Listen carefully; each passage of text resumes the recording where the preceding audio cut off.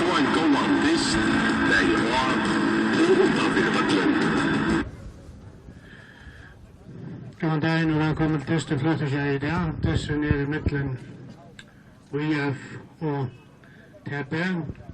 Og åren det for jeg presenterer liene, så vil jeg gjerne ha at vi er minni og minni Toftegård. Vi har en stekk oppe, orsaka minni Fotnager, og har en stekk oppe i Emilott.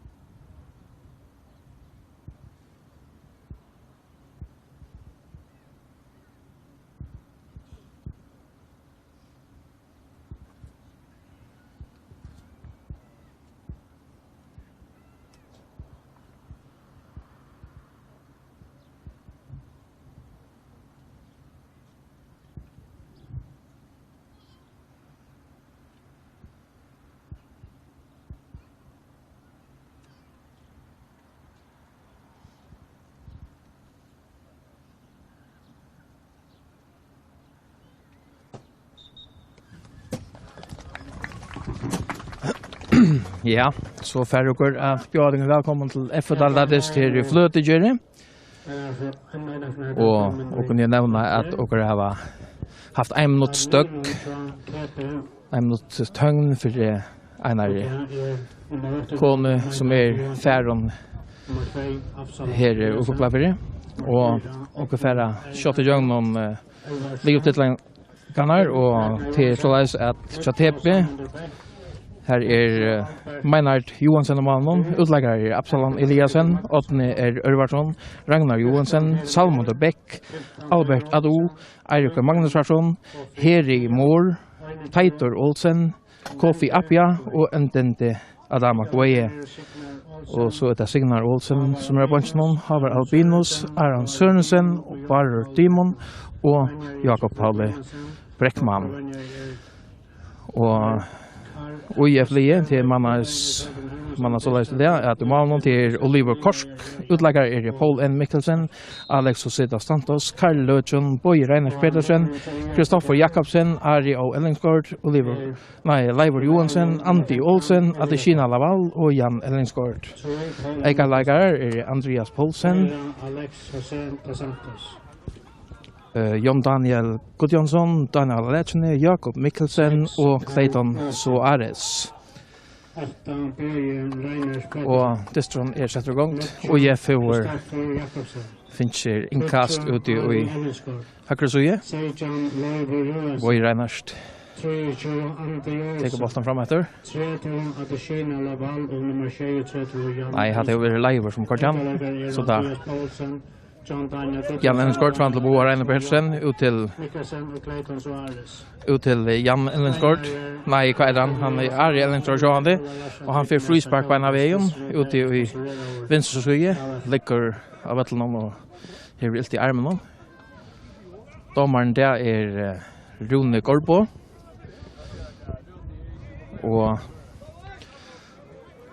hver gjør seg klaren til at frispark i halvtid Leivor. Leivor Johansen, nummer 16 ikke noe. Ari kom for i 28. Eimar og stemte i muren. Så jeg sa TP har leia 2 unger hoppgjærer til resten av kappengaren, og så det eisne malmøyren, Meinhard Johansen, som leier. Fullpartistikken for det var klire festiatløy, fram til enda nødja Hera Mår, hoppgjæren, fram til Ato, han vil taklaver, ut av Vettelon. Kristoffer Jakobsen halvtid som tvärt ner och tacklar i bollen ut av Vettelon. Inkast till TP. Till Ottma. Till Eirik. Fram till Elias. Nej, vad heter han heter? Absalon Eliasen, var det? Och jag får när vägen Jan Enskort i till Livor så fram till Kristoffer. Kristoffer chippar bollen fram efter Atlant till Laval. Här är Ottne Örvarsson i höllen och jag får väntas vi att ett live släta boll fram efter. Så spelar han Kristoffer mot backlinjen. Så ett inlägg och det är Teitur Olsen första bollen Laval vinner han så genomför Salmon drar väck till Appia fram till Ato. Vi ska på Richon och halvtid att frispark eller inkast. Frispark alltid det var dömt. Frispark till TP. Det ska Ragnar Johansson ta sig av. Näka att för mina. Lite framåt till en dente vi hade någon att till Atom med träffar han av kroppen men så halvtid han vinner bollen åter här ut i hörnan ut till Appia. Appia vi en gång inlägg. Men här är inte TP här vi hantar stånk Alex dos Santos lite upp på mine. Absalon och Ari i duell här. Absalon vinner han TP för framåt här i höger sida. Det blir här mål framför sig runt inlägg men här är Ari Ellingsgård för det. Inkast till TP.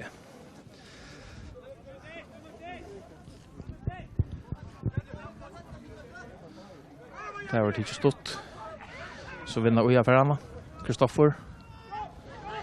Vi har spelat igen 30 minuter. Och 4 läge och stod han är 0-0. Eirikur Magnusson. Det så att Eirikur han fick en splint i eia här för någon dag så han är men han mötte att han var klar till att röna sig alldeles. Och han är vi från början. Här i mål vi han stod där att han till Ado, men Jan Enskort kommer till till Dos Santos. Lite framåt här är bara Eirik och TP. Laval tömmer sig färre renna träsbollen. Och Eirik leder han färre ut till målspark till TP. Och det är KI Malverion, Ega Malverion, Meinhard Johansen, 36 år gamle rutinerad i Malverion som blev leia over för eintist i Søstvige. Ta vi TP tog mot NSOI. Och här står han så mycket väl att nu TP stadigvæk är i Malmöstruppläggen att här spurte om att leia en annan för rätt. I ödlan för eintist rätt och tackar KI vi till och Theo så FSF Eisne går skriva att han lejer sånt mal så det är gott för båda parter. Ari Enskort in mot mig till Kristoffer för mina nu. Vi är hekta av Appia, frispark och cykelkort Eisne. Men halt han släpper resförnar. Men Rune Korpo ska lugga ta sig igen och så jag att inte mer ner. Kom till gott finns ju kort för där. Stäcka jag en möjlig mot ALB som Kristoffer sätter igång. Frispark är till UF. Karl Lötjön sätter att täcka det. Han lytter han upp mot vinden. Teitur Olsen vet. Och därför är det så UF får ta fält i det. Ari som rönner 28 men TPN kom mittlån och jag har alltid det fruksla för offside. Inne i TP-fälten om. Att det Kina Laval har varit och långt inne tar jag Ari smäckar till. Meinhard just klar att ta. Lite han ut mot högre. Och i Reinar Petersen vinner han hötten fram till Karl Lötjön och här löper Absalon och bant av kroppen och frispark. Frispark till UF och Karl Lötjön. Han lyckar han fick ett i samma stöten om vi Absalon Eliasson till TP.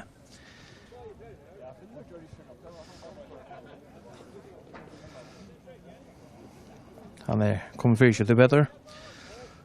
Det frispark till framför mina. Dos Santos sätter att täcka.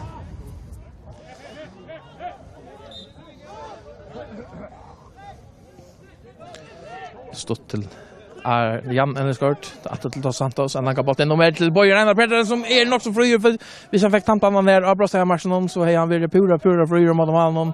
Fick inte tampan, kanske han spelade vintern innan center här så att han lände jag lyssnade på synar av någon här. Knäcka jag center luften.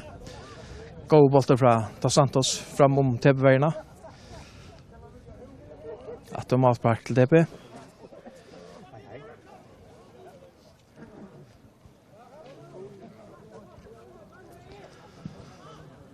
Det var lite centrum ut mot vänster så är Svernar.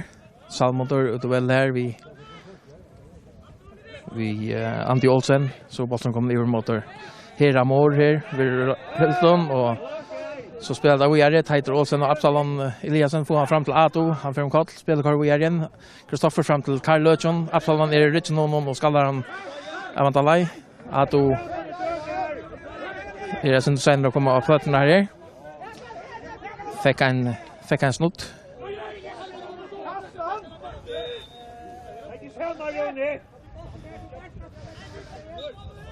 Ato är kommen för sig.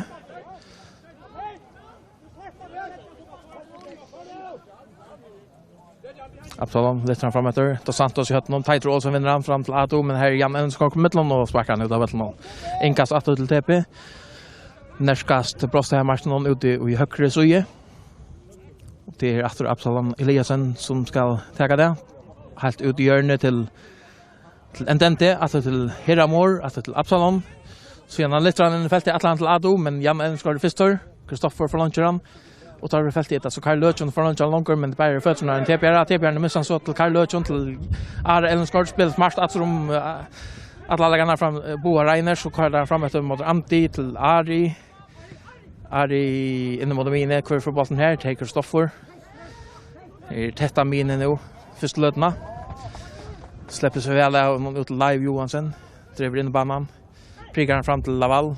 Vi fyllde väl av Oslandingen under vägen och här kommer så Salmon till Fredrik och Karlan ut av ett något linkast. Och tänkas till UF. Live tar det shot fram till Löchon han tog vänster in i brotten och smäcker till men och det är inte så höjligt näft. Inte så höjligt näft han för väl besynare och pom. Men det kunde vara farligt hvis han väntar så ordentligt och knallar till det. Han har inte att till det. Målspark till TP.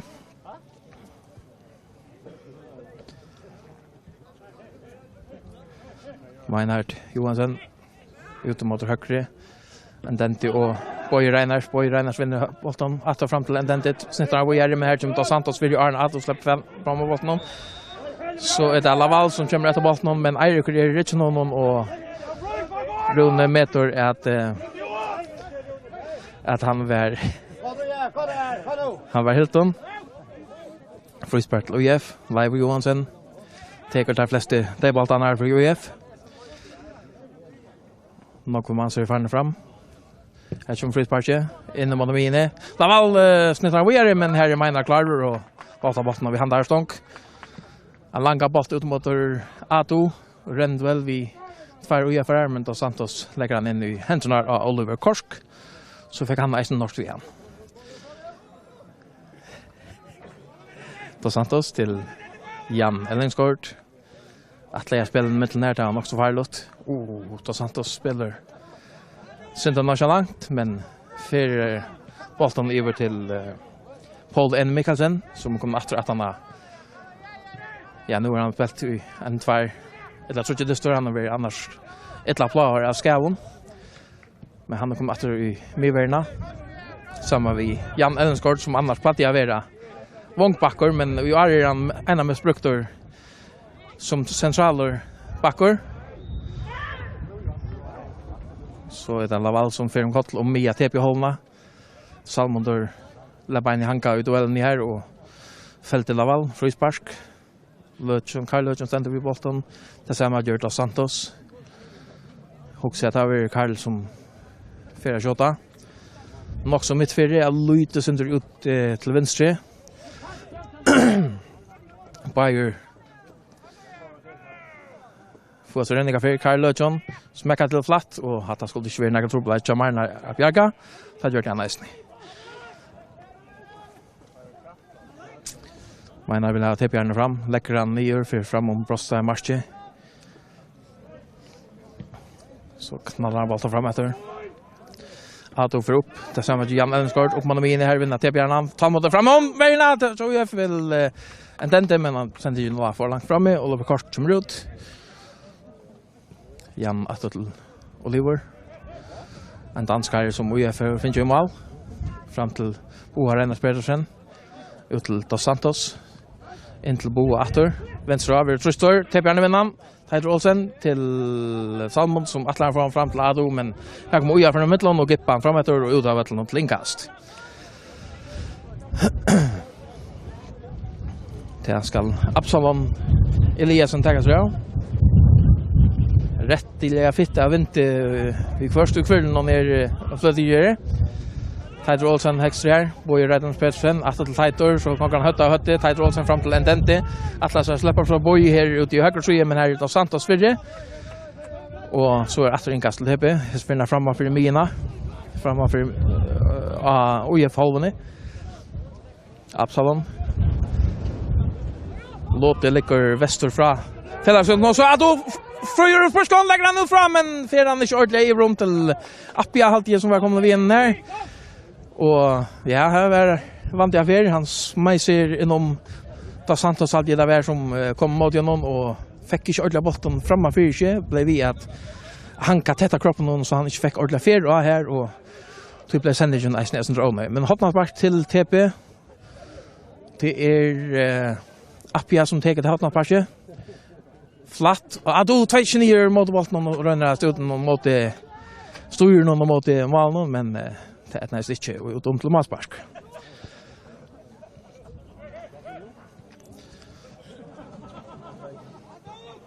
Det har inte stått fram till Boa till Jan.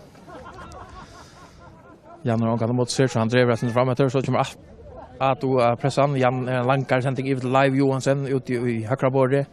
Listran speglar fram till Karl Löfsson för mot Brosta Marsson sen tror Listran att rum här och så blir det ett skott fram till Olsen ur Spuskon att Salman Rakic skallar här så anti smäckar till bena vägen kunde kanske tampa ner och finns ju större chans på skjut i Möllvis men han har alltid att knalla till först för och träffa han inte och han får upp om hängne och i rum omma att han blir vattlan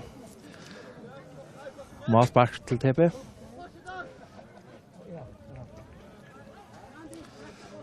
Meinhardt långt och bollen framåt. Kristoffer Jakobsson hötte någon framåt att lära finna Laval med TP vinner fram till Salmon och prickar ner till Appia. För han har varit tacklad här av Paul Mikkelsen. Och till inte landslagsmäron till Mikkelsen VK. Salmon då den vinner här med UF från Mittland Teitur men så kommer Boy Rennars Petersen vi har lankar tänder ut där vänster sida Antti Olsen men han klarar sig att tämja den här bollen vi hade någon för Lutsen till långt och missar han ut där vad något linkast. Absalon.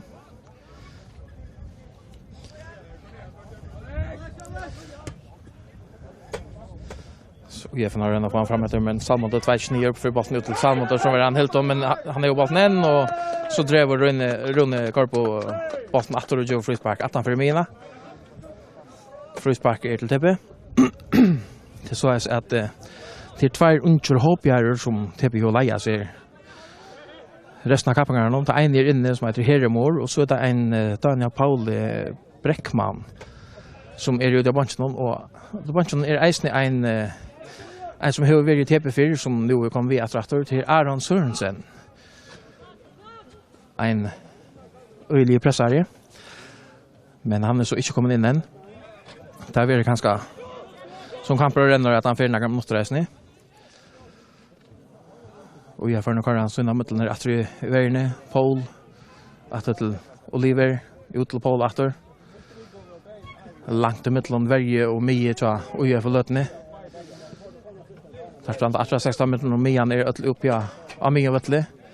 Jan till Oliver ut åter till Paul ut i högre. Så jag driver han framåt. Littran atlan att från vägen till Laval men här är Ragnar Johansson. Kommer bort nu till inkast till TP.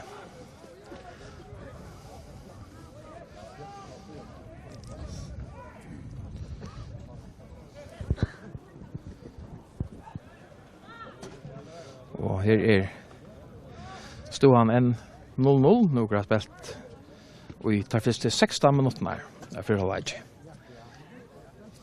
Ikke noen store målmålege, og jeg får være naskarlig inntil men ikke store målege spurt på sjur, og TP har haft en skallare som ikke var innenfor ramma. Så det helt vintla ikke hent enn til å bare være en kamper av mine og sendinger fram som har vært mer håpfotler enn Neivar. For å bo og vært der.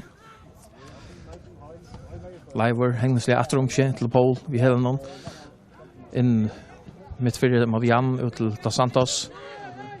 Slipper ikke spilleren fram etter, inn mot Jan atter. Og så ut til Paul. Paul flenner bort fram til Ari, til Laval, atter til Boa Reinert, ved Truster. Så nå er det spillet atter. Ut mot venstre til Jan. Ari har fått venstre ut i venstre borre litt ut her. Absalon reisende, men Dos Santos fyrir han innom til Karl Løy, som Karl venstre. Så prikket til Bjørn Bolt og bant for finner, altså Santos som tackar för det träck och smäcka till, men träffar han i shortlot. Han träffar i shortland av bollen här och han får bättre fram vi. Hatta var så en god målvakt så UF spelat i Jungle och finns han också helt ut bra. En tebbeläggare här, Dos Santos och George Estreck och knallar till men. Och helt för UF så träffar han slett inte alla bollen. Som sagt det är en fittle låt. Ikke så at det avvarskar spillet til helt vittla, men fyrer han oppa flygplatsen til at Agippa, så ser man at det avvarskar. Men så bare har bolten nere av vattelen og spiller sånt. Salmodor en duell vi en ujafra, han lykker han vel til høtten, og så stakkar Rune spillene på en av veien. Han har finnet en på kjaften, ordentlig. Jeg hadde han bløyer. Nei, det gjør han kanskje ikke alle gav. Kristoffer Jakobsen fikk en bakaloare av Salmodor Beck. En som kunne bli farligere, men du vet han kom på veiene, og så skal Karl blegge av bolten atter til Tebjørnur, det gjør han. 8. Uslensje veier-spilleren til TP, til Eirik. Eirik drev fram etter litt, så han er at han innoverer til Ado, og så Malmar kommer ut og skallar han, og tar veldig skallar han opp mot mine. På i Reinhardt tappet duellen av første etleve, men ujafærende på han. Kristoffer venstre av, Truster, prikker han ut til Anti-Ål, som er holdt han for høver, og får ut av etleve til innkast til TP.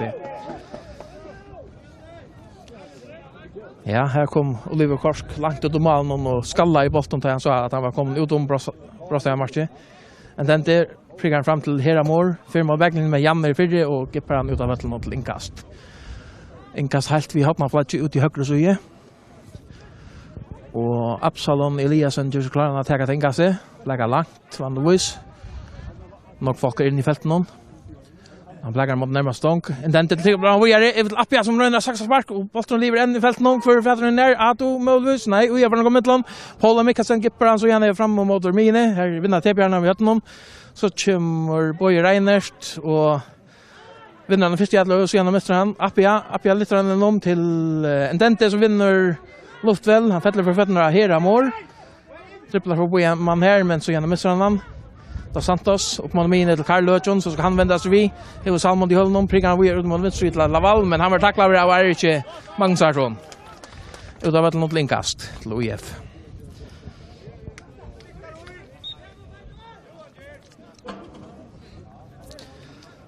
Dos Santos ska ta det inkastet. Atträtt till Jan Ellingsgård. Så att han har långa sändning in till Boa Reinhard Petersen, men TP-arne clear han upp mot Mine, här ujafra han vinnan, Boa ge till Kristoffer lyfter han ut mot venstre att han till Karl, men han har förlankert han, kanske för antifätter någon, det gör han, men har han inte gjort det? Nej, det har han inte. Så gärna cleara TP-arne han upp på avskararplatsen, ut till inkast. Shuttle Dos Santos Bushkon och lite han den vägen och 40 minuter är fettla Richard och jag bara Karl Lötjon om att få affärer men 8 för klira fram till Ado ensam att vi rent mot Leiver Johansson helt ut I vänstra sida. Vad gör han så? Han får faktiskt nu. Och sen attaliga ganska. Det är Astrator här Appia och hjälper honom lite in I fältet. Men här har Bostrom varit ute så att ett totalt kicksa inlägg från Appia som Oliver Korsk bjärgar men glöjer ut av vattnet till Hotnarspark till TP. Det är det första så TP är någon och det och det är ute I vänstra sida och det är Salmon de Beck som ska vara där. Som ska ta det Hotnarsparket. Och här nog folk kommer fram vi. Och så lite mot närmast stånk här till Santos. Utomot Salmon de Attor. Kajeran, Temmeran, Fyrs, Ordla Temmeran av honom. Rich Pressar, Ari Ellensgaard, Ari vinner han. Sänder oss gärna framåt till Laval. Laval Rendwell vid Appia och Eirik. Stäcker av center. Så kommer uppbackning. För så lagt han ut till Antti. Till Leiver Johansson. Och så attraktivt till Paul Mikkelsen och över till Jan Ellensgaard. Och så kvar där. Sänder fram efter vänster sida. Släpper short att spela fram mitteln linjer så mitteln chatten här så TP. Kristoffer ut till vänster till Karl Lötjon. Till Kristoffer till Jan över till Paul.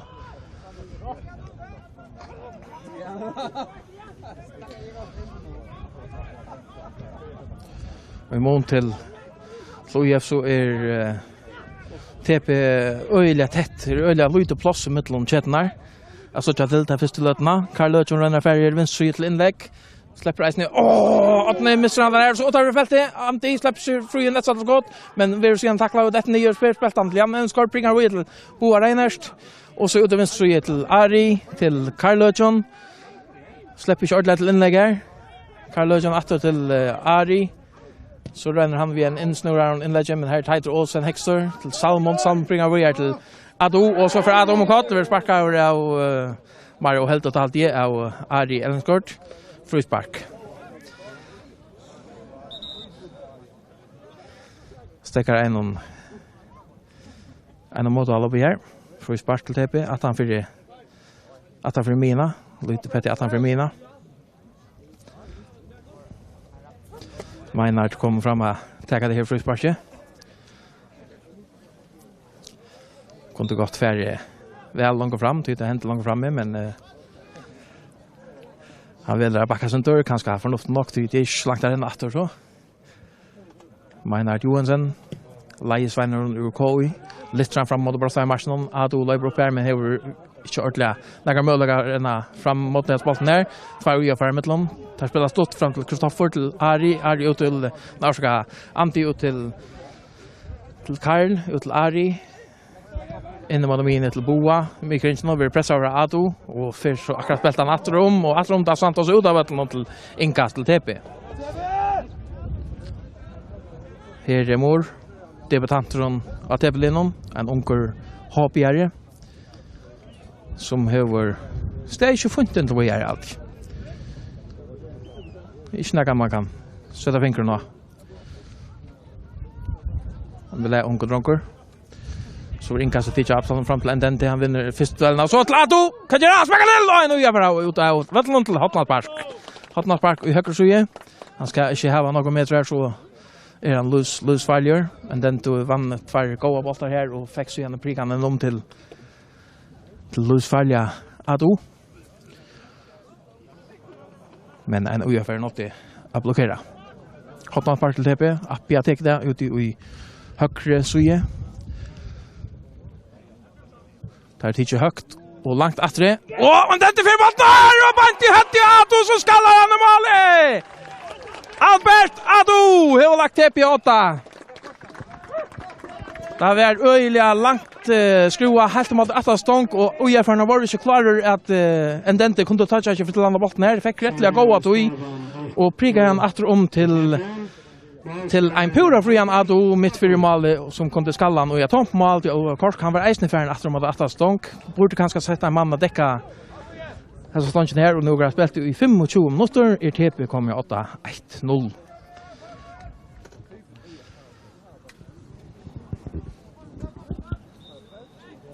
Og så Joe vi har fått den opp. Kristoffer leiter etter mållegene eller til. Det var ute bor i høyre side. Leivor etter til Paul, til Jan Dos Santos. Jan Evrom i høyre side til Paul etter. Så fra han til etter ut i venstre side til Jan. Flatt fram til Ari som bjør seg fram. Vi presser at Heidri Olsen 2-9 og sparker han ut av Vettelund til innkast til UF. Dos Santos i til Paul Mikkelsen. Leivor Johansen. Prigger han fram til Antti Olsen. For Ivlap, Antti for innom, drever inn, og så prigger han fram i hjørnet. Atler han til Karl Løtjom, men her er Karl steg innenfor det. Tog han offside. Frispark til TP. Araga Brostad Marche.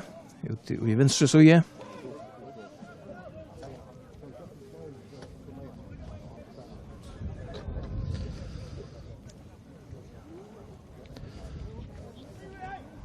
Meinhardt gjør seg klaran. Rune går på. Bygger Meinhardt som han skonta ser. Han ikke vil dra alla. Meinhardt litt en gående bolt fram mot venstre side. Atler han til Appia, men Leivor Johansen kommer mittlån. Tepperne vinner mine fram til Ado. 4 venstre. Det her er Kristoffer Fyrre. Gipper han fram til Laval. Eirikur leder han ferdig først i Adløy. Så får han opp i duellen av i Laval. 8. jobber han til Ragnar Johansen. Gipper han opp mot mine. Her kommer Ari, kommer han. Så her i Morrisfera, men jeg er Adløy vinner her igjen. Skumpar Dos Santos. Og bolten han fer så ut av Vettelund til innkast til UF. Kristoffer, venstre rundt trustet. From etter venstre, men her for ut av Vettelund til innkast til TP. Jeg synes det trustet UF her nå. Ta få bolten mina og leita etter adressen elvera til Midtland Kjøttenar. Bolten er sendt fram til Heramor. Røyner ikke Studnavik motor Endente. Antti. Hennes lia litt på meg TPR uten mot Ari. Og her er TPR i Midtland. Innkast til UF. Til Mia TP-holdene. Innkast ikke stått til Ari. Folk visser helt ut i høyre på det. Vil litt han ut mot venstre til Karl Løtjøn. Temmer han brinken her. Så får han ivlappe av Santos. Prigger han inn banan. Antti Olsen. Prigger han fram til Laval venstre. Middelflermanns. Får han skått. Nei, det var han ikke. Den får han ikke. Her var Absalon fyrre. Fram til Ado. I mot Endente. Temmer han og trustet. Hever han inn. Driver som etter banan. Ut mot høyre suje. Til Absalon. Litt han så gjennom frem etter. Ado mot Jan Ellenskort. Jan temmer han. Og mister han en ferdig elring her. Til Teit Olsen, og så er det Appia som kommer Midtland. Farlig spill. Jeg synes leser seg elringene som UF-erne her var her etter omkring myene og langere etter. Og være stresset i resenter. Ja, og TP-erne som er i øyelig akkurat nå. Ari Ellenskort, i Dos Santos. Og som en Oskar Eisen Wemerskjør til kanskje ikke den helt store ferien av spillet noen, og tog det kanskje stilt å finne noen menn som leser. Men nå så en rundt her ut venstre, Ari Ellenskort frigjør, driver inn banan, og så et innlegg, og mener 2-9 av bolten, og helt rundt. Kommer til innleggene vi har ferdig, men den nest siste elementen av noen ikke akkurat her som man skal være. Mener vi har laget sending fram. Og her er det Paul som vinner bollen. Oppi av mine Salmod og minst han over til Karl Løtjøn. Så nå er han leit etter etter. Til Dos Santos. Over til Paul.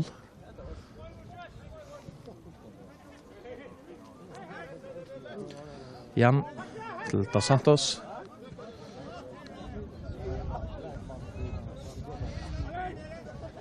Så at han litt så er han ut mot venstre til Karl. Vi trøster. Og TP-erne vinner han. Absalon fram til Hera. Endente atler han bolten innom til Ato. Slipper han mot Malmö nå. Drever ut fra. Smekker til! Men han er en kvart. Touch 15 meter av piver. Traffer ikke ordentlig han bolten her. Men farliggjør han. Slipper han laser. Endente fann han ved en sending her. Atter om Batjon. Ut i Jag hade Paul Mikkelsen. Efter han och sen ut mot bollen. Och så drar han in i banan och smäcker till men näga väl om. Jan Ellenskort. Lyfter han in mot mine. Eirikur att till Meinhardt ut mot höger så till Absalon. Så vinner UFA mine och missar han efter mine och grappelt i 1:30 minuter av Firolages då han en 1-0 där målet kom ta i 25 minuter var Farner och där skorar i Albert Ado. Och det var till TP. Så frispark till UIF. Vet att han för Migration. Jan Anderskort i till Paul Mikkelsen. Paul N. Mikkelsen. Livor till Antti. Drever in i banan. Så gärna lyfter han ut mot vänster så ger här en frigör Ari Ellenskort där. Hever Absalon mot sig. Drever mot backlinjen. Absalon kommer in. Skärmar och Hotnallpark. Hotnallpark til UF ute i venstre side.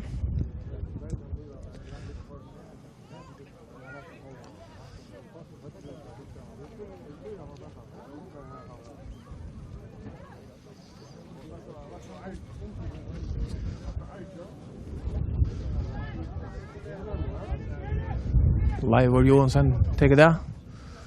Det var vel innskrivet, og så skal han og han sitter i kassan. Jan Ellenskort, Hextor av Atlum, kommer rennande fra høyre side inn mot nærmeste tank, og piver Atlum tørner han, og knallar høyt i bolten til, ja, og han får ut i synet til stående 1-1. Stående 1-1 i Flettergjøret. Så det stående 1-1. Og speltet nå 33 minutter av Firolages. Vi hadde det Jan Ellenskort skåret. Ja. Så var det stand om. TP har ju bollen upp. En dente smäcker han fram etter. Här är bara Unsson ut i bollen här i högre. Men får ta till att flytta män fram och pressa sånt där. Tighter all som vi hade någon. Lyfter han ut mot högre Atlant till Hera. Så kommer Laval med Atlant till Ari Ellenskort. Hänger lyfter han på mig man där men så missar han bollen ut till inkast till TP. Det är bant och Miar bant av misstrykene i högre side.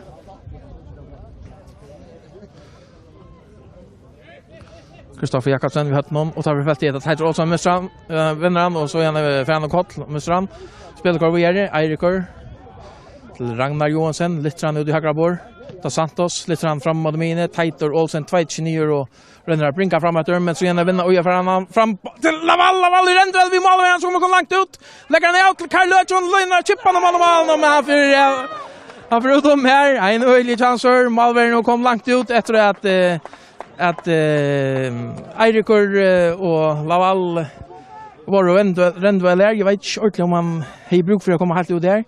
Eirikur tappade så Rendvel när Laval fick fjättra någon prigga ner och lägga ner till Karl Löfsson men han sa att chip det blev inte något efter annars frukt mål kunde blivit till något helt gott så UF men så är det inte så stod en 1-1. Här är mål renner att få bollen i mot vänster sida till Appia men UF har kommit till Leivor till Paul Mikkelsen vi trustar prickar fram till Boa Reinhardt att det live en långa boll i mot vänster sida men här kommer en TP mittlon Absalon till Hera till Eirik Littran så gärna framåt mot en dente men han är center för över Jan kommer mittlon Kristoffer hjälper någon ligga till Oliver och Malnon ut live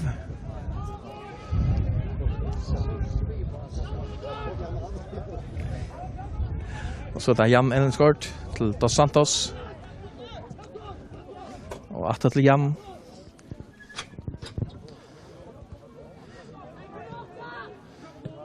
Ari till Kristoffer nu kom Lucian Maria Ferra och UF-spelet 35 minuter för när cirka 20 minuter efter av Firolages stod han 1-1 Målene kom i 25 minutter. Albert Ado som skåret til målet til TP. Og så vet jeg Jan Ellensgaard, Lishi Baron Cha UF som skalla i bolten i mål. Og det var 18-33 minutter. TP rønner på bolten frem etter Appia. Og så bollen blir ute etter innkast til UF mot backlinjen til Karl Løtjon. Finter et innlegg, og så igjen legger han i R1 og beinta fødselen av en TP var legger ut av Vettelund til Hotnat Park. Hotnat Park ute i høyre suje. Ondsson UF er i rot til å ferdig ut av teka det, så tjue. Ja, så fyrt av Santos ut der.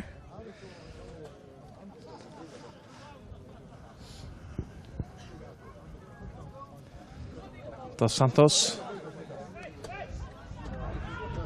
Og så ser Rune akkurat og tar rena her. Boje Reiners og Endenti i duell her beint. Så skal Rune snakke vi tar boer.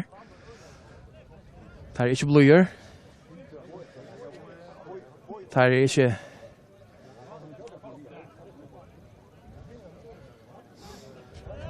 Kom ikke vel som satt til Spire. Og Rune rønner siste der her. Hotna bare ikke tablet i tidlig, men... Det ble stekka, Lukas Kjøss som det har tidset i at han skulle lykke snakke ved der, så det skal stekke som atter. Så kommer det inn at skrua mot nærmest stång. Meinar kommer ut av boks her, med bolten i kjørlig kommer vekk. Først i Adlov er jo Adlov på at det blir vekk. Frem til Appia, røyner å vinne mot Leivri her, men han får lagt han ut mot Dos Santos, helt mot Hotna-fleisen. Ari Ellensgaard, er godt innlegg, langt etter banen. Her røyner Boje Reiner som kommer på fetteren om. Rossam var ikke ute i vinstre for... Karl Løtjenam, og så han blir taklaver, og han får ut til Hotnat Park til UF ute i venstre suje. Ute i venstre suje.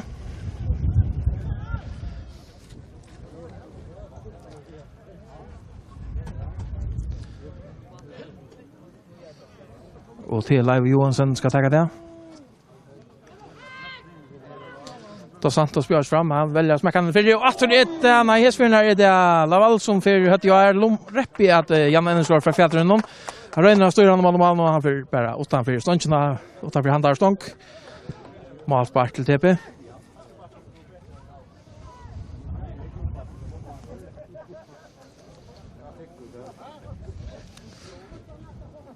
Meinhard Johansen.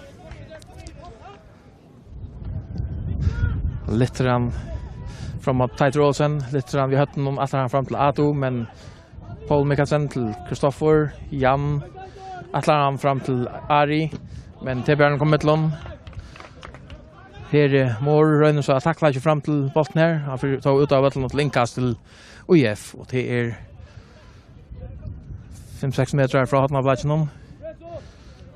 Kristoffer, Ato kommer med til hon, littran ivet til Endente, men her kommer Jan Ellensgaard til hjelpbar, littran opp mot Ormini. Ragnar Johansson slipper ikke ordentlig under bolten her. Stein er det Laval. Spiller bolten 18 for Antti. Leiver kommer til Joppar. Kører han frem til Karl Løtjon. Legger han av. Og Leiver, hva gjør han så? 18 frem til Karl. Antti for Ivelap. Legger han av til Leiv. 18 frem til Antti. Driver inn i banan. Så gjerne litt han til Laval inn i helten om, men her kommer Meinar ut og loftar. Meinar kommer ut og loftar. Og han kipper han langt fram etter mot høyre suje. Jan Ellensgaard fram til Boa Reinert. Kipper han videre til Karl Løtjon. Hever Ari Ellensgaard rennende fram for seg. Fer han leisende ut i venstre suje. Så nøys han nok har ventet seg vi. Teker Boa Reinert vi. Och har spelat i 4 minuter, cirka 5 minuter manglar jag vanliga läge i första läge. Och jag får alla på vänster så är Karl Løtjon helt mot backlinjen. Vad gör han? Lägger han av. Eirik, nej, vad heter han? Ari till Dos Santos. Atlar prickar han om till Laval. Och här kommer han en TPR och Laval leder han fjärra utom till Hotnat Park. 4 minuter kvar nu. Och så han en 1-1.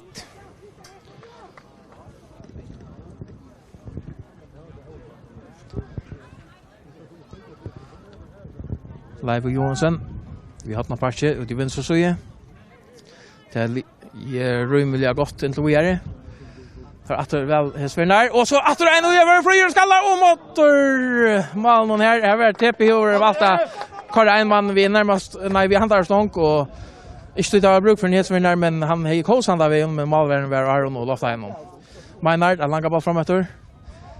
Paul Mikkelsen vi hade någon fram mot min till anti Misran Absalon lite framåt mot höger till Heramor men Jan Enskort till mittlom så Jan Misran är till tepi Aron Appia 2-9 och renner prikan ut mot Ado. Och okej, jag tror vi är på till andra posten. Första vändning går som är check. Han är nummer 93 821.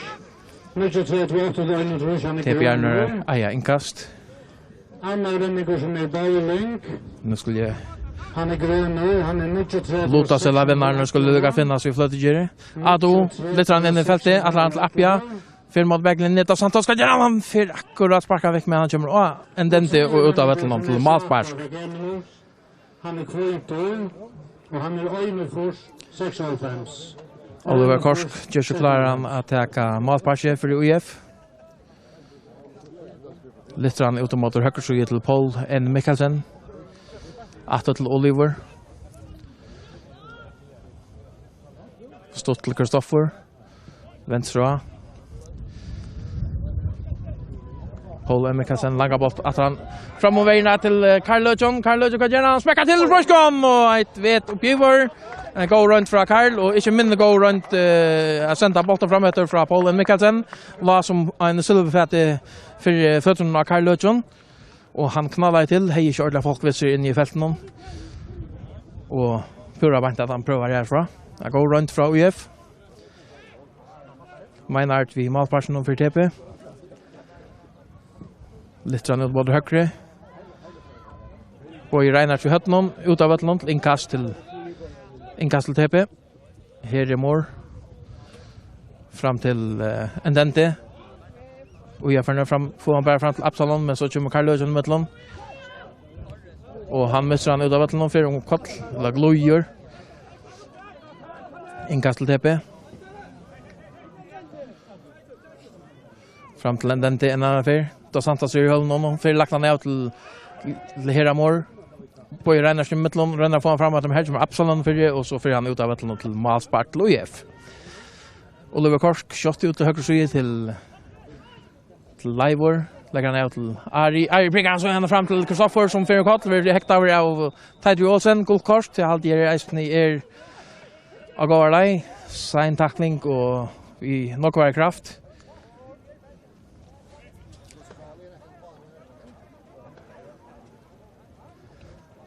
Guldkorsk till Teit Olsen, Lisha Barnes att tepe.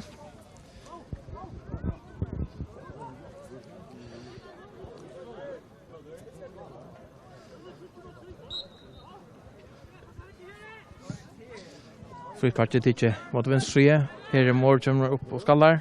4 minuter, gått 1 minuter efter av vanliga lägtøy. Och det var faktiskt 1 minuter efter av vanliga lägtøy till att nu har Rune Gorbo just bruksla för hålla inte här i Flödegeri och stod han ner 1-1.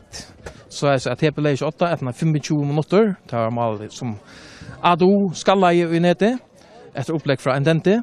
Så gärna var det hotnat part inlägg från Leiver Johansen som Jan Ellenskort knalla i kassan vid en gång skallare att han har 3 minuter och så gärna tar inte helt fylla hänt och jag får vara det Lie som har skapt här farligare chanser ta för hålla John men hur så vill jag underlägga ta vet short lot ta för så tjå och går vi för en after tie där för börja after tie anhållare för att börja så tack för det först och går hörast.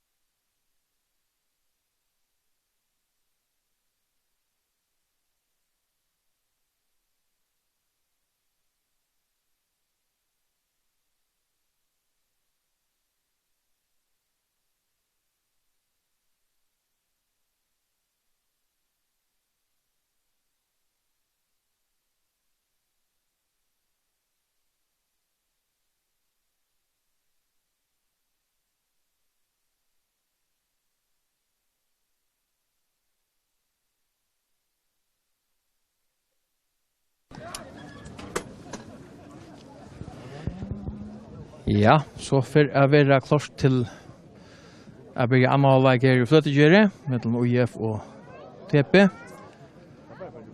Det klart hva jeg litt. Her ønsken utskifting fram av noen av linjen jeg søtter til. Og så får jeg være klart hva jeg litt.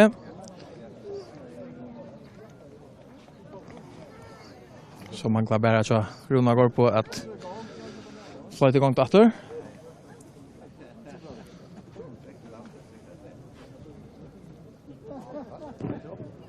Tysteren i dag sponsoreret av FH. Stoan 1-1. At nå tar første 25 minutter der. TP leier 28. At nå 25 minutter. Det var etter hotna spark ur høyre suje, som Appia leier langt til Hantarsong, en den til fikk så gjerne fætter i botten og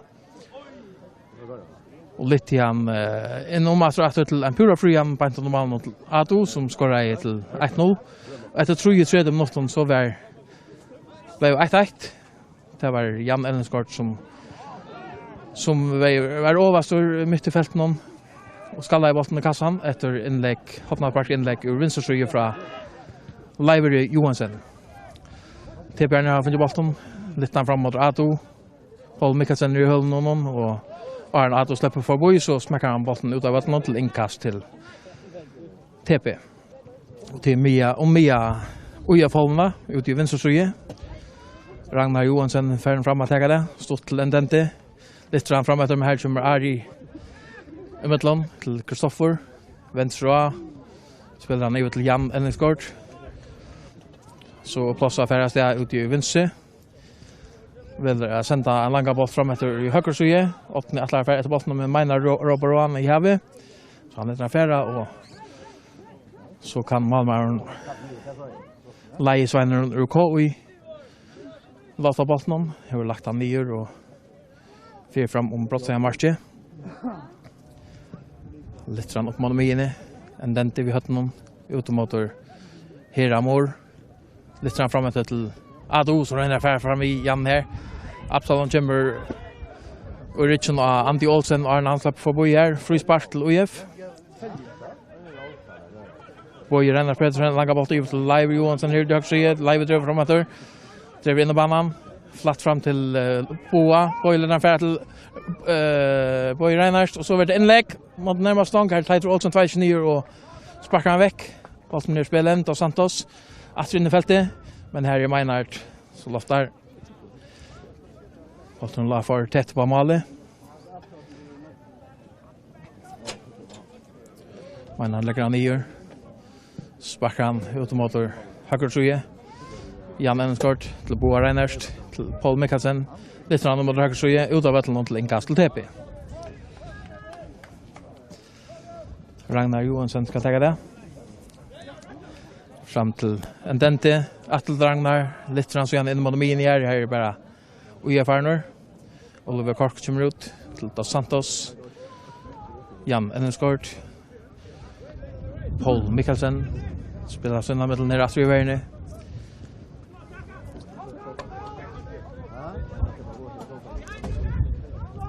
Paul Mikkelsen er langa bolt atlan verden, atlan til Laval, men Meinar kommer ut og skjermer han ut av vettelen til Malspark.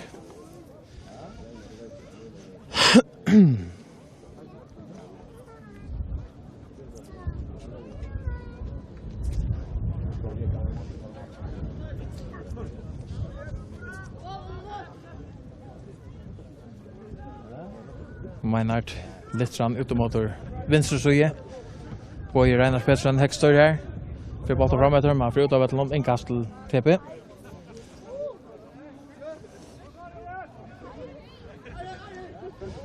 Ari og Appia i duell her. Ari, jeg synes vi irriterer over den Appia. Men spiller kvar vi er det. Ado ut til Absalon Eliasen. Absalon kan gjøre han, legger han bolten i verre. Og her temgjør Salmon Ram, bare fra høtten av Jan Elmskort, vi har för att få han framåt till Dos Santos. För bringa framåt till Frumkott. Spelar går vi är TP släpper av han. En dente ut mot vänster till Ragnar Johansson. Här var Appia visser ut I vänsterbordet, men väljer att lägga han in I fältet till Heramor. Och vi har för att få hatt Johan. Han får nog inte ut, nej, till Dos Santos kommer I mitten. Långa boll fram till Laval, lägger han ut till Kristoffer Jakobsen. Kristoffer för framåt. Lägger han ut mot vänster. Här Karl Lötjon, här var Laval framför sig. Väljer att dra in I banan och så smäcker han till och en TP och så fettlar han för fötterna I Laval. Ur pushkonka gör han. Trever som ut från att bli tacklad över. Här var bollen, lägger han ut till Andy Olsen, lägger han I fältet med här en dent I Hextor fram till Appia som missar han till Live Johansson. 4 mot höger sida. Släpper sig ordla mål väglinje. Röjner men nu vänder sig vi. Till Harry Ellenskort. Nej, Oskar Kristoffer. Att Live och så ränner han för framåt höger sida tar han tacklad över. En kast. Fram till Karl Lötjon. Släpper förbi varje TPR här. Att han mål väglinje. Och då smäcker han hatten för det och får högt till några över för att han får fätter någon. Och ut av vattnet till inkast I hinnar skyene. I högre värde så I TP.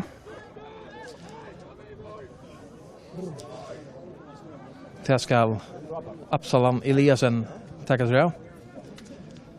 Stått till Salmont. Att till Absalon men jag har kommit mittlån. Kristoffer Haltier som kan flatten för men han får ut av vattnet till Malsparsk. Här var han som ungefär inne I fälten helt till att kunna ta emot dig. Och Boston för dem.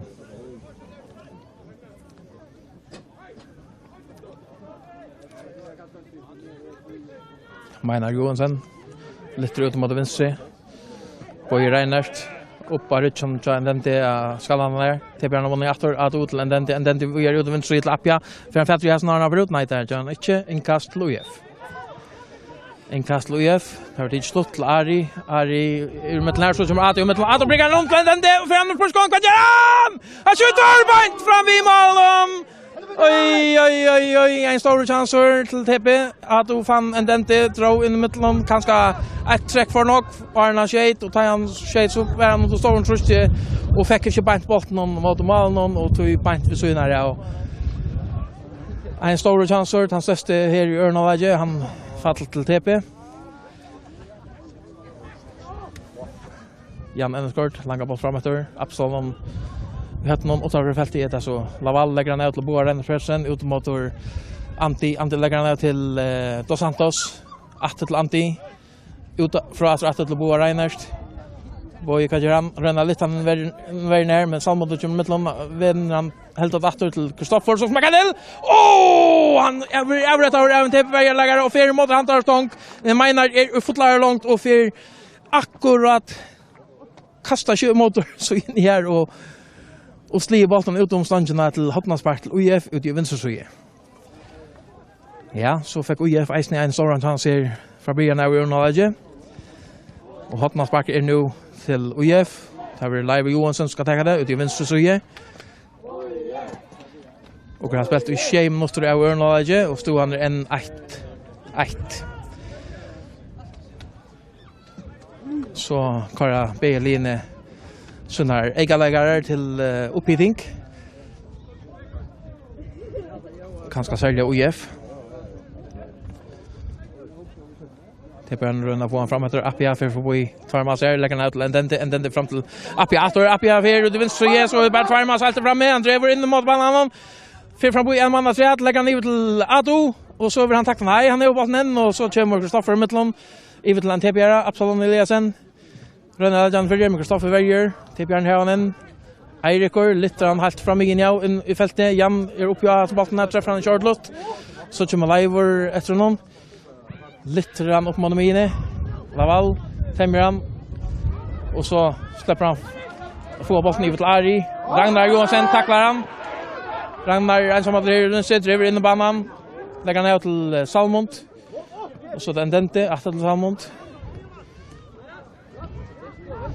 spela 1-2 här och det smalt spel av TP här ut I vänsterside Appia smart förbi här och så blir han klar men en dente släpper av här Abraham Marsson driver in I banan lägger han ner släpper han TP att nej det här är Antti Olsen som renner lika från vänsterside I rum till höger av för så han chipper han fram till Ari Ellenskort så sätter han för och Antti är stadväg ut eller renner helt mot backen in till Ivelap, flatt innlegg, ut fra til Laval som smakker til, og Eirik og Tveit 29 for å blokkere, men sendingen er vel oppom skott är väl på Mali och så för Rune rennande efter motor Leiver Johansen som hekta i Appia och i uppspelen Janne till Chatepe som Appia fick lagt fram om till Endente och gott se av domaren gott dömt lät spela köra och så tar det var spelstäckor så får Rune över till Leiver och Galmon Korste som han är förtjänt i här stunden. Och jag så minnas till att jag ser att jag är domaren gör och upplöst ordentligt gott så skulle det här vara oss för det och det var han uppe i här stunden. Meinart och Monomine Endente för operationen TBR för lagt han i rum till Salmon och samlade för Boy Tvarmans mästerskap på Martin lägger han vänster till Appia kan göra han lägger han för det att om man får färdre bollen här men Appia har ju visst nog varit innan för det och det sändningen kom från Salmon det ut av Borg så offside och frispark till UF Live Johansen Leiter till falska spelare så kan han till målvärden natter slir ut vid armen om att han är så lite av mållägen så vill lägga sända fram efter. Så rönner vi i vänsterside. Jan till Dos Santos, åter till Jan. Så skiftar där så i åter. Paul till Kristoffer en långa sändning fram efter Atlant Carlo som Eirik kommer mittlon. Nej, det är Absalon. Atlant fram till Heramor. Så kommer Jan Enskal mittlom driver från åter. Fyrluga batchen lägger han ut mot Anti smäckar han den för men han kommer av Absalon och ut av vattnet till Hotnarspark till UF. Och så blir en utskifting gjort till Daniel Alechne som ska in och ut för Ari Ellensgård. UF känner sina första skifting.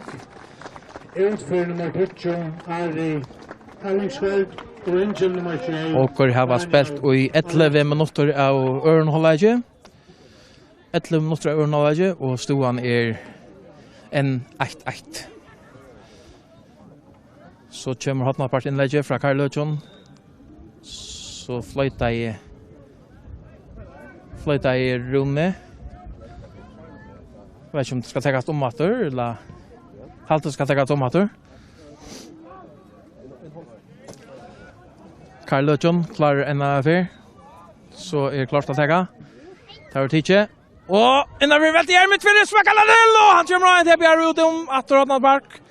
Her slapp Boje Reinar Pettersson standa rättliga frujor. En TPR fick fot av Hotnarbergs inlägge och han fatt bant för fötterna någon. Smäckade till mittfyrre och en TPR och bant ut om ståndsarna. Sedan Hotnarberg kommer fyrre, Meinar boxar han ut om fältet. Så det Dos Santos smäckade till fyrstfyrnar. En dente in i fälten och fyrer han ut om här. Bara fram till Leivor, till Dos Santos, att till Paul Mikkelsen. Så han folk visser helt ut i vinstra bordet, Karl Løtjon, men här Ado kom att vi här välja för det. Och han vinner nästan så för han sätter fyra, tripplar för Boy Trotch Mans här. Fyra mans, närskas med inne. Trevor vid Hilton frispark. Och Karsta kanske Eisne till Antti Olsen. Eller kvar det där Kristoffer Jakobsen.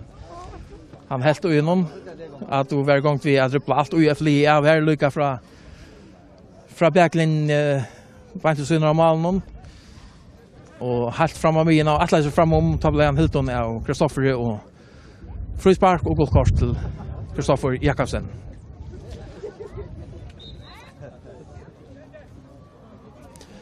Så är det Eirikur till så klaran. Littran i fältet med här Onjo TPR här är Oliver Korsk. Ensamhandlare kan lofta och progrera. Lägger han för fötterna Paul till Leivor till Kristoffer. Så för Paul framåt där långa på fram mot till Mikrin som till Boa Reinhardt. Utom att Jan Ellensgård. Så Kristoffer bjöds fram. För Mina. Aträtter till Paul. Kristoffer.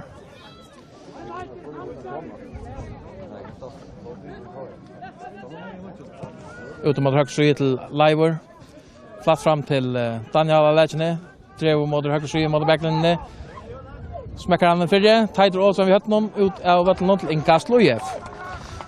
Till Araga Brassa match ute i högre Leivor inkast att rätta till Kristoffer fram till Carl Lötjon så Lorena lite annan fält till Los Santos ur pura frier stå. Halt i isen han var offside. Han var så frier att det kunde inte passa att han var innanför här. Var innanför och offside och frispark till TP inne i Brosteinen bant vi straffebletton. Meinard lyfter han ut mot venstre side.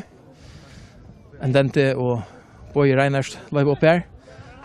Boje vinner han, skal han sende fram etter, men treffer han ut av etter til inkast til TP. Ragnar Johansen, gjør seg klar å attacka. Lyfter han fram til Appia. Appia vi hørt noen innom til Endente. For akkurat fætter noen. Kristoffer kommer med noen. Gipper han i maløkt. Endente for hørt jobbalten her. Så fyrer han mot backlinje og ut av etter noen til malspark til UF. Oliver Korsk. Flatt og ut mot venstre til Jan Ellensgaard. Seter Fera. Hevet av Santos visser ut i båren. Spiller Stottland. For han atterbann av veien. Lyfter han fram etter Atrom Absalon til Laval for fjatterinnen. Legger ned til Anti Kvedjeren driver mot Brottmann Martin ut til Carl Løtjon. Legger ned etter til Dos Santos ut til Laval. Dos Santos for Ivlap. Laval inne banan. Langt utfra til Kristoffer. Så folk vi er helt ut i høyre bord og han vil himmel høyt langt opp om Leiv Johansson ut av Vettelnån til inkast til TP.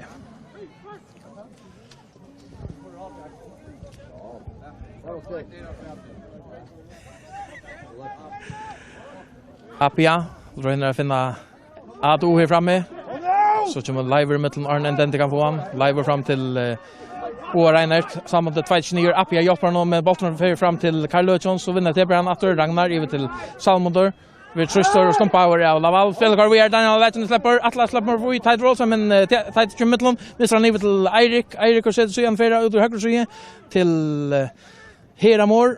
Og han slipper akkurat forbi Dos Santos her. Rønner den atter, Santos fortsetter fram med mina, så för Dos Santos komp och jag får köra vidare. Antti Olsen fram till Carl Lötjon och så är vinka här till Carl Lötjon halvtid som över innanför det och tog offside. Och gräs bäst i 6 minuter av Örnhage och så han är en 1-1.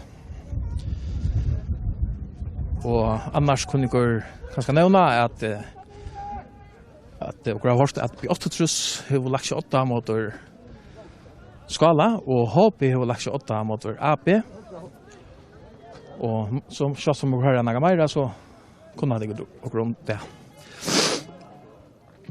og her er Meinard smekker en langer ball frem etter Atlant motor Endente Boje Reinert til Hekstrer frem til Laval ut mot høyre side til Leivor seter Fera det var nok plass her i høyre side så nå er stedet støkka Appia er kommet etter Atroman her. Etter til Paul, til Jan utomotor Nei, heter Antti Olsen fram til Dos Santos. Dos Santos Atrom ikke hengelst det, men her kommer her i morgen midtland fram til Ado setter seg igjen i fyrra. Kristoffer kommer midtland. Kristoffer fyrir lagt han ned til Boa Reinert. Og Leivor, en laga sending ut venstre bord til Antti Olsen. Antti mot hotlandplatsen. Litt rann så igjen langt i fyrre. Og her er denne legenden om å få vinne luftvenner vi åpner Ørvarsson, men ja, det har han så eisen gjørst, til at det er malspark til TP, hvis han ikke dømt frispark. Jeg halte at det er malspark. Han leip 4 opp, og tog klarer han å halte åpner Ørvarsson under seg. Meinard, litt fram mot venstre side. Boje Reiners, han har vunnet til seneste luftduellen vi Endente her. Det gjør han eisen i hetsfyrene. Inne mitt fyrre, Laval, og den legenden til Kristoffer, men her kommer her i morgen midtland. Her var Ivlap fra Absalon, og så gjerne for her selv var Ivlap. Absalon finner han. Renner at Skallan får bo i Kristoffer. Men Kristoffer får lagt han fram til Antti og lägger han ut till Dos Santos. Lyssnar han fram till bant och kroppen och Absalon och han missar ontna. Träffar han och slår på sig alltid.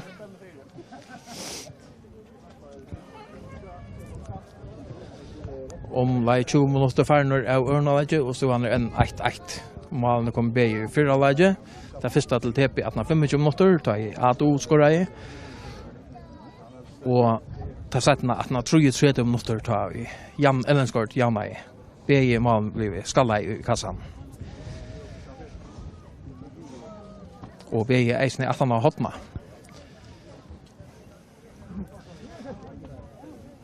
Dos Santos vi inkastet for UF og Mia UF-holdene ute i venstre side.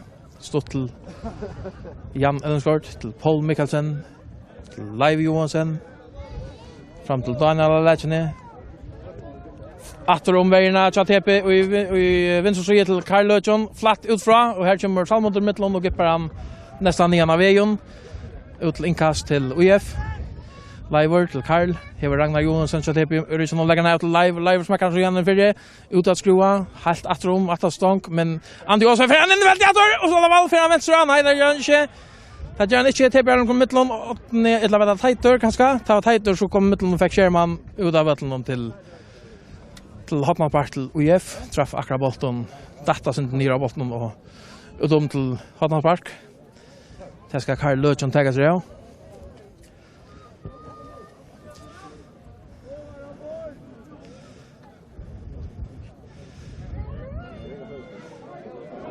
Og det kommer nå. Velden for det. Laval. Saksaspark på ballen. Mittelen tvert Bjergar for han saksaspark av bolten, men Einar stendte midt for det. Og Bjergar. 21 minutter for når Ørnalaget. Stående opprøkt. 1-1. Meinhardt fram mot Ado, men her er Paul Mikkelsen overstår. Men kommer ikke langer inn til Absalon. Absalon litt atrom verden til Appia, men UF til Midtland, Daniel Alechene, misser han, Fersjus Tamtam. Og den gjør ikke noen, og misser han ut om til innkast til TP.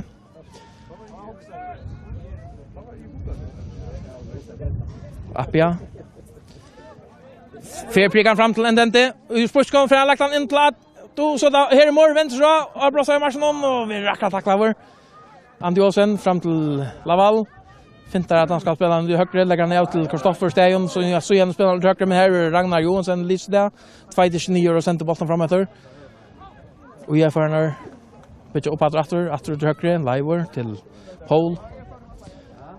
Til Jan Ellenskort. Så spiller han da så innan mittelen her, atter i verden. Paul. Littran ute på venstre side. Atlan Astron Batchon til Dos Santos. 2-26 han hatt av Antti. 4-2 han har til Teitur Olsen. Kommer han av til Meinhardt som 2-29 og legger seg av bolten. Godt kontrollera spillet av unga Teitur Olsen. Så sender TP Eisene några lägger att hit upp. Endente en boll fram till Ado som om man vinner mitten av vägsläggaren här med Janne Wätson. Lägger ner till Leivor som kippar upp mot mine. Teitur Olsen vinner han fram mot Salmonde. Atter till Teitur Olsen ut mot Absalon Eliasen till TP-Aron. Eliasen är annars ett namn som man plattar sätta i samband vid UF. Bartal Eliasen vill också och Norrpur Eliasen eisne i flåpalltid. Om att Michilja här öppnar Örvarsson och Meinhardt Johansen ut till Malmö. Så där Leivor och ränner lite av bollen upp om Appia till Edna Steisne med beina Appia kommer och vill hinja sin rättor och tog i frispark till UF.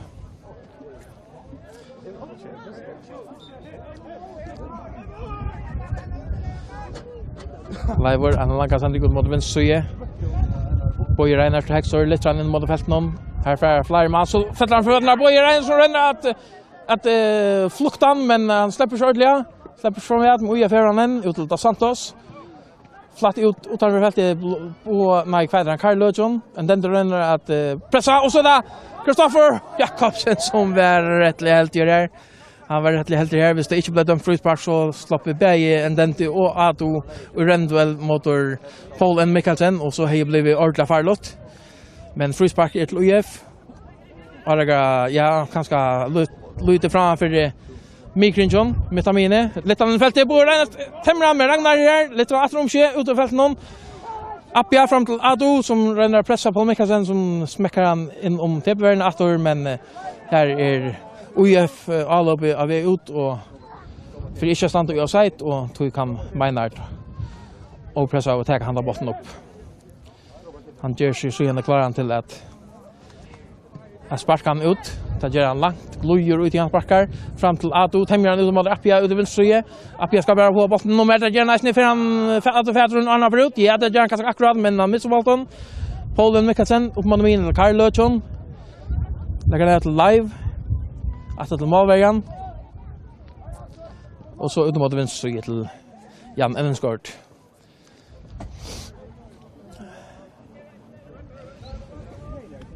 Til Boy Reiners, jo folk visst ut i venstre borg, finner Dos Santos vi enda gå og sender ut her. Dos Santos inn i banen til Kristoffer, driver inn i banen, Ulf Forskån, legger han ut fra til Laval, så skårer! Adeshina Laval skårer etter en god sending fra Boa Reiners ut i venstre borg til Antti Olsen, eller hva det kanskje Dos Santos som legger ned til Antti, og Antti spilte Kristoffer som faktisk ut perfekta øyeblikk, og han finner ikke noen, og leian for føttene av Adeshina Laval som knallar en ut og syne til 2-1 til UIF.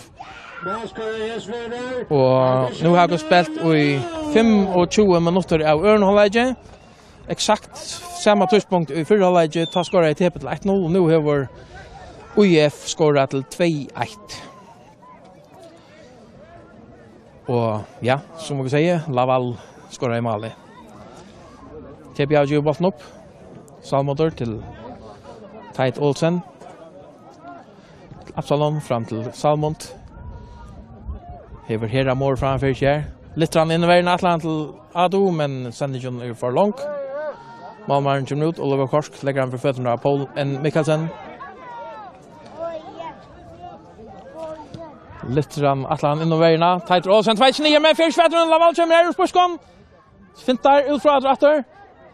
Legger han ned til Boa, Boa legger han ferdig til Daniel Legene, ut til Laval atter, legger han ned til Boa Reiners Pedersen, så smekker han til, og det er nok så optimistisk utenfor feltet, over en 20 meter eller så, rundt igjen at loppe han opp om Meinar Malen, men det er et nice ikke.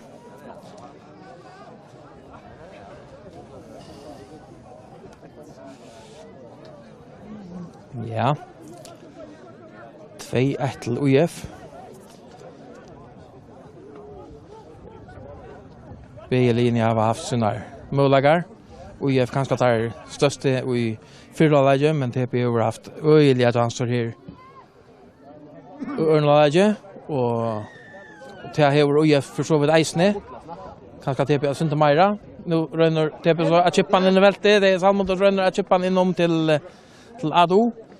Ado rundt jeg spiller 1-2 ved han, og nåttet så ikke på plass inne i feltet nå. Man kommer ut, legger han for føttene av Jan Evenskort, han langer bare frem etter venstre til Karl Løtjon, misser han til Eirik, chipper han frem etter til Hera, halvdige, men han får og Talja og Arna kunne få fætter noen til innkast til UF.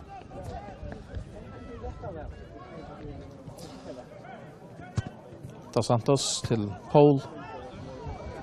Feromina nu ut i høyre til Leivor, atter til Paul. Ut mot venstre, her kommer T-Bjørn i midtland. Nei, jo, Absalon. Litt fram etter Ingemanns Malland. Paul i midtland, fram til Boa Reiners, til Daniel. Astrom til Jan Elenskort.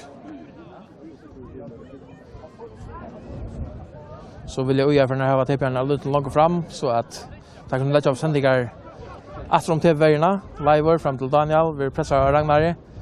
Vi har lagt han av til Leivor Johansen, atter til Malverjan.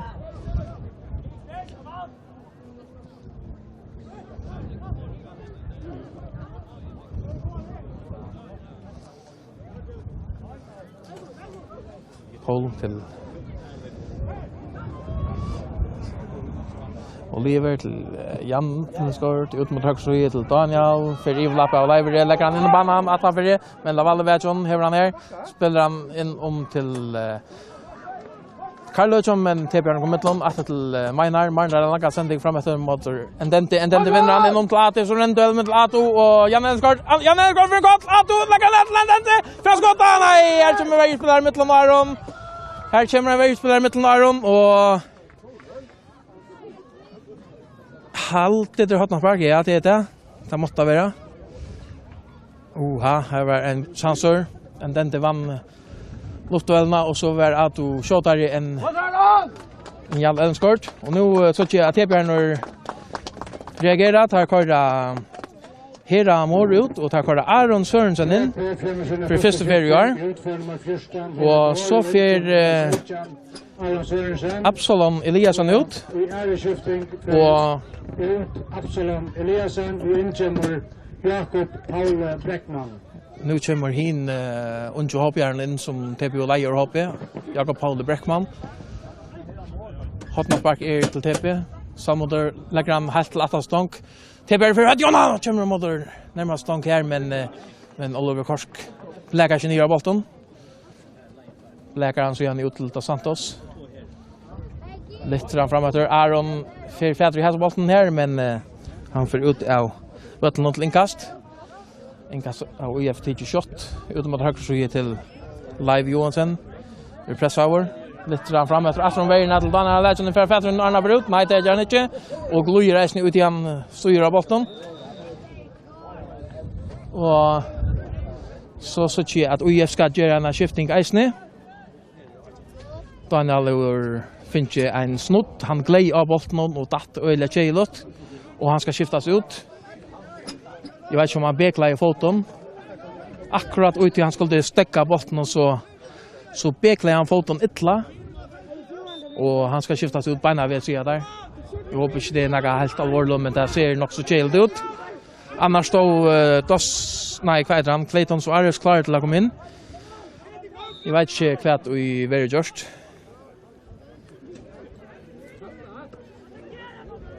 Clayton Suarez kommer inn for Daniel Allegene. Vi kjører en skifting. Daniel Allegene måtte vi ha veie ferdig ut. Og inn kommer så Clayton Suarez nummer 8. TP setter gang til attratter. Og helt for Daniel akkurat kommet inn, Janne. Og langt ut attratter vi mulige øyelige kjelen skia. Børan her nere i Tjadamon. Kjelo tar svart hent. Aron Sørensen for TP. Litt fram om veierne, atler han til Eirik Magnusson. Jan Elmskort kommer mellom, Mr. Temal til honom. Eirik har vunnet Arna for ut. Litt fram så igjen feltet. Og så er det Appi vi hatt noen, men han fyrer så ordentlig fjerde han kaller han her. Og så kommer Oliver Korsk ut og lofter han. Jan fram til Dos Santos. Litt fram til Suarez. Suarez litt ut til venstre bort til Laval, men Teiter Olsen er her. Laval hever han av inn. Atler han innverende atter i Teiter fyrre til Eirik. Og så er han så tveit genier i sin første duell, så må vi kjenne han. All in, og i kvørn er vi eneste han nere til sted. Teiter Olsen, utomot Ragnar Johansen til Ottna. Feil å spille av Ottna i rom med veierne. Til Teit Olsen, litt fram etter, atler han til Jakob Paula Bräckman. Så får Uja fram mot veierne. Teit til Bräckman, til Aron Sørensen, litt fram veierne til Lato! Mot Malmaren, for en kåttel!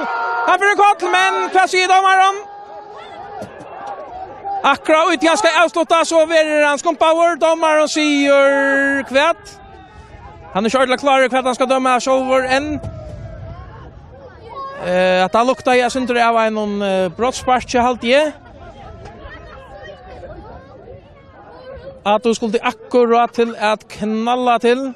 Og bankeren til TP er av gåse. Her er atre en ujaffær som finner en skia. Og at du ligger eisne. Da lukta jeg nok så nok av en brottsparkje. Men jag vet att vi är ordentligt fett för att vi har fyra dömar för det. Linjevägen hur nocka ger bant undergång vi att vi har hållit att vänjara och hjälpa vänjara och lilära från att ganga fullständigt grassat.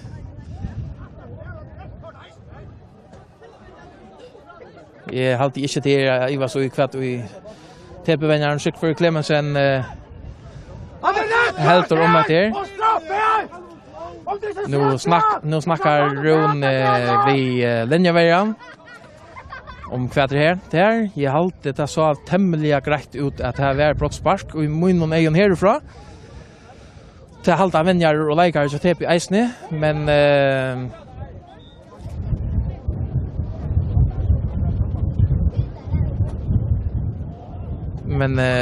jag vet inte vad det dömt är. Stadväck. Nu för att så har vi Aron Sørensen så TP. Som sände sändningarna inom till Ado. Som blev fältor klart och i mån Eion akkurat där han skulle skjuta. Så får han en tackling av kroppen från en UFR till Paul N. Mikkelsen som fick öjligt. Och Antje blev dömt.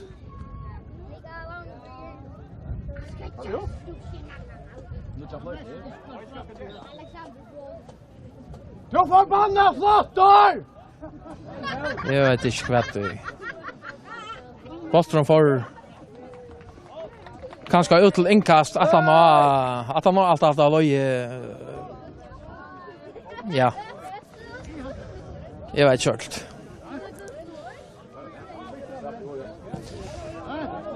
Och jag överlevde det här. Nu smakar det Boston framåt till Moldavall. Samuel Jimmetlon för akroppen Moldavall utom till inkast och att inkast i 8 TP men nej, orsaka UF men han dömde till TP.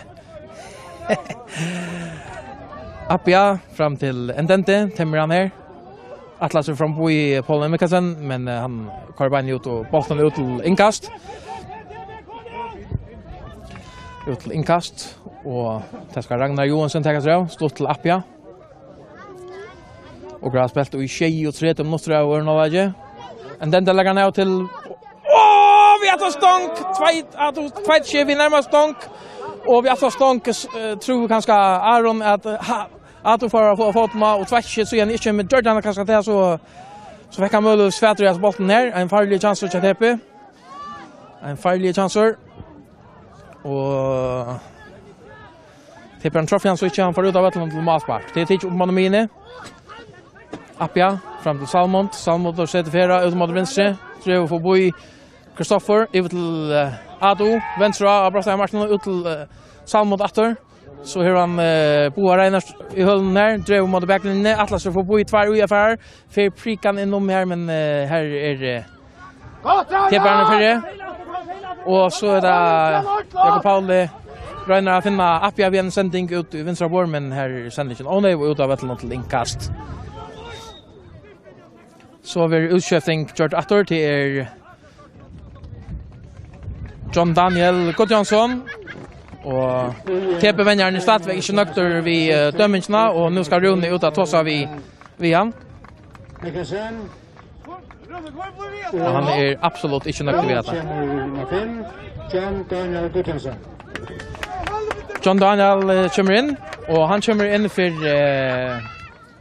Paul N. Mikkelsen som var i alltså duellen alltså här öjliga kontroversiella stövne bant ju med han faktiskt ju TP-lägaren ut ganska avsluta och ge påstående att det var en duell som skulle sektas men det har mätt domaren inte till stort argelse för TP-are domare och nej vänjare och läkare. Spelar kort och vidare att fram till Eirik som firmar vägen och missar så bollen. Han missar men Arna för ut för en tvätt så att bollen ända för ut till inkast till UF. Tätt vi hotna flagge.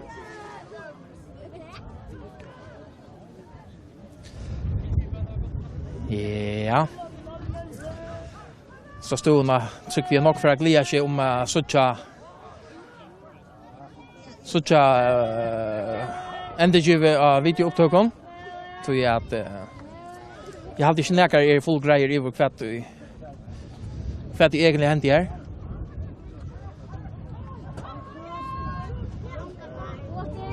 Så Tipperne kører nå spiller rundt, renner få han ut høyre siden, og UFR kommer med til han.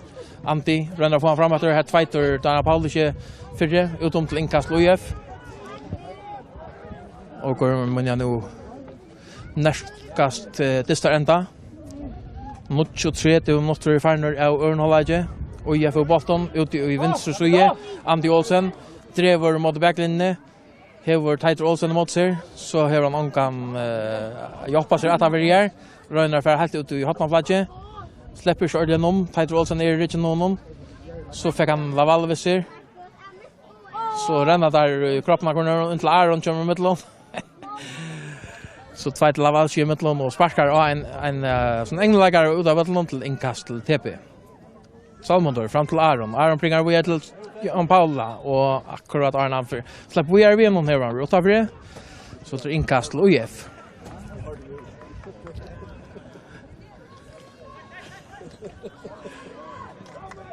Da Santos.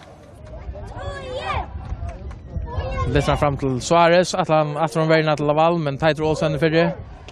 Vi trusser Laval, lagt han fram etter Laval. Da han Pauli, eller Jakob Pauli. Vi bringer det til Salmond, og Salmond vil koppa av Kristoffer. Og han hever finnes godt kort, og så han har ærefyrene nå kanskje. Så må det være ut. Hvis han fyrer det ærefyr. Jeg halte han fikk Jan i eisene for at halta i Ado. Til affæren, han fyrer settene gola korset og eisene rekkorst. Nå går her 5 minutter etter av vanligere leikdøy pluss nægra gå minutter etter rett eisene. Så her bare øker seg spenning her fløtte gjøre. Kristoffer, han skal lukke ut av velten om Arne, kan sette seg gang til etter. Meinar, det kommer lukke opp mot dem inne til å teka etter frysparket. Og her etter et fruktlåt som det var i byen av Døsnon. Meinar smekker han ut mot venstre side. Og brosset i marsjen, for her det ujaferie. Men Appia første kom Arman fyrir dem. Lærner han legger han fyrir live som fyrir. Tipper han her på henne. Ragnar Johansen letter han fyrir med her. Karl Løtjøn smekker han frem etter høyre side. Til Laval. Rundvel vi Teitur Olsen driver inn i banen. Så Tveiter åpner genier. Laval for en kott. Fruspark. Nei, spill på gjerdet. Sier Rune. Ikke fruspark, men helt det skulle vært her. Men spiller kvar på gjerdet. UFO Bolton og Santos ut i venstre side.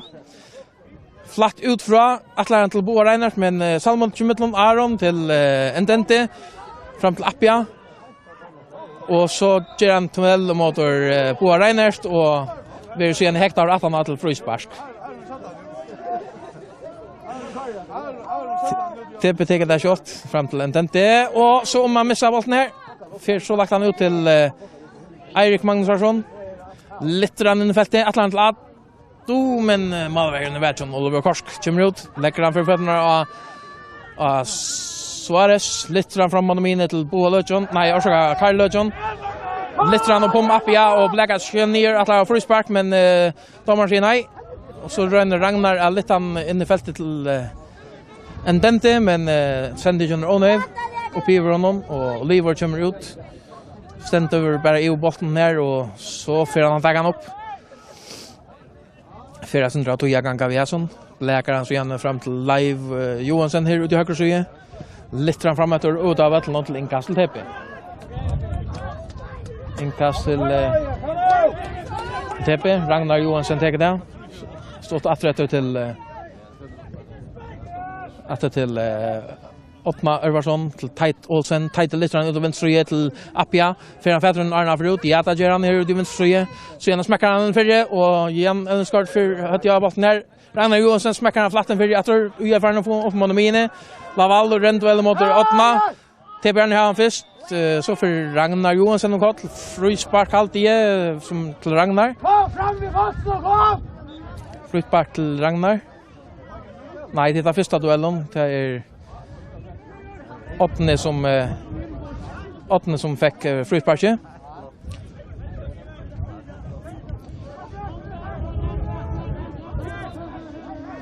Appia gjør seg klar til at ta det stått til Ragnar Johansen. Og så har Appia han atter, litt inn i feltet, helt mot Atta Stonk. For her, man er så skal man og han linker og ned til Atjenon. Her var 8. Örvarsson som var kommet fra vi skallar nere Rytjena og Ujefara og det allar opp om Ivelageren og lenter og ned til Atjenon. Og så etter en utskifting til ATP til Ragnar Johansen som får ut og inn kommer Barer Dimon. Og nå så ikke 5 minutter det lagt og etter rett. 5 minutter lagt og etter rett vanlig lagt og og har spilt her vanlig 50 minutter. Nå det 5 minutter etter spelet her vi slett ikke. Barer Dimon vinner til første duellen mot Suarez ut om Vetlund til innkast Lujef.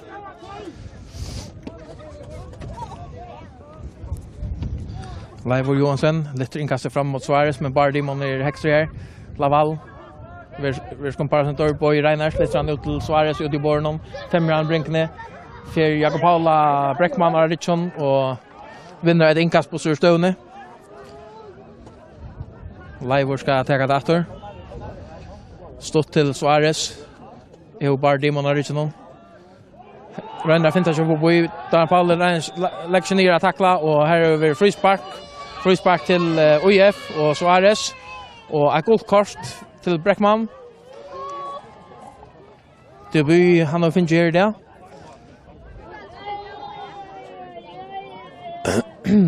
En unger hoppgjerde som leier til TP.